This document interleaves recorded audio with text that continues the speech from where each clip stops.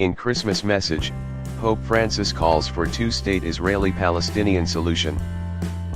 Vatican City. As Christians around the world celebrated the birth of Jesus, Pope Francis used his traditional Christmas message and blessing Monday to call for a negotiated two-state solution to the Israeli-Palestinian conflict. That comes in the wake of President Trump's recent recognition of Jerusalem as Israel's capital, which inflamed tensions in the region. On this festive day, let us ask the Lord for peace for Jerusalem and for all the Holy Land, the pontiff said. Let us pray that the will to resume dialogue may prevail between the parties and that a negotiated solution can finally be reached, one that would allow the peaceful coexistence of two states within mutually agreed and internationally recognized borders.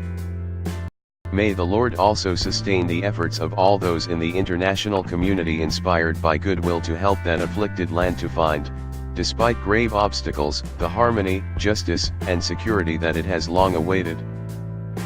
The Reuters news agency notes it was the second time Francis has spoken out publicly about Mr. Trump's decision, which was announced this. On that day, Francis called for the city's status quo to be respected to ward off new tensions, Reuters says. On Thursday, the United Nations General Assembly voted overwhelmingly to approve a resolution condemning Mr.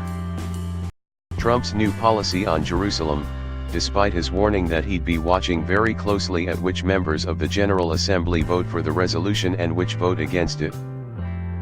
The Holy Father, leader of the world's 2 billion Catholics, also depicted suffering reflected in the faces of little children in his Monday message, citing war and other tensions in places including the Middle East, Africa and the Korean Peninsula.